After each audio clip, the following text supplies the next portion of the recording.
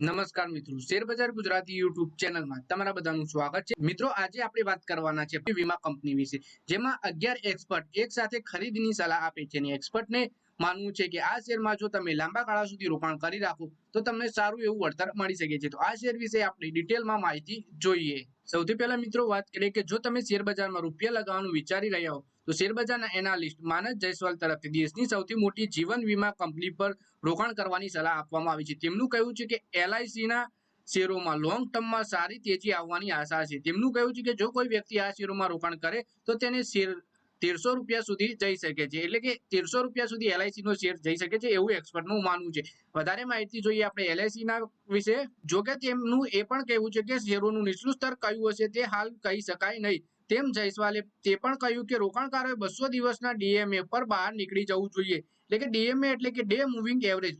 200 DMA નો અર્થ એ કે 200 DMA દિવસની day moving average, તેનાથી ટ્રેડર લાંબા ગાળામાં તે તપાસ કરે છે કે 200 દિવસ બાદ શેરની એવરેજ ક્લોઝિંગ પ્રાઇસ શું હશે। એલઆઈસીના શેરોની 200 ડીએમએ 790 રૂપિયા છે। એનો અર્થ એ છે કે 790 રૂપિયાની નીચે જાય તો રોકાણકારે એમાંથી બહાર નીકળી જવું, એટલે કે સીધી વાત કરીએ તો આપણે 790 રૂપિયાનો સ્ટોપ લોસ લગાવીને તમે શેરમાં ખરીદી કરી શકો છો। 1175 રૂપિયા સુધી પહોંચ્યું હતું એલઆઈસી, એટલે કે એલઆઈસી નો શેર 1175 રૂપિયા સુધી પહોંચ્યો હતો।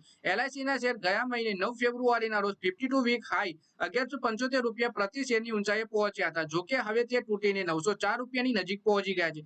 બ્રોકરેજ એપ ગ્રો પર 69% એક્સપર્ટ આ શેરને ખરીદીની સલાહ આપી રહ્યા છે। આ શેરની 52 વીક નીચી સપાટી 530 રૂપિયા છે, એટલે કે તમે લોંગ ટર્મના ઇન્વેસ્ટર હો તો નાના મોટા ઘટાડાથી ગભરાવાની જરૂર નથી અને લોંગ ટર્મ માટે તમે એમાં શેર એડ કરી શકો છો। કંપનીની નાણાકીય સ્થિતિ વિશે વાત કરીએ તો સીએનબીસીની એક ખબરના અનુસાર કંપની નાણાકીય સ્થિતિમાં સુધારો થવાની શેરમાં તેજી આવવાની શક્યતા છે। ડિસેમ્બર 2023માં કંપનીની આવક 2.14 લાખ કરોડ રૂપિયા હતી, જ્યારે સપ્ટેમ્બર ક્વાર્ટરમાં 2.03 લાખ કરોડ રૂપિયા રહી હતી। નફાની વાત કરીએ તો સપ્ટેમ્બર ક્વાર્ટરમાં 8030 કરોડ રૂપિયા થયો હતો, જે ડિસેમ્બર ક્વાર્ટરમાં વધીને 9469 કરોડ રૂપિયા પર પહોંચી ગયો, એટલે કંપનીના નફામાં આપણને વધારો થયેલો જોવા મળે છે।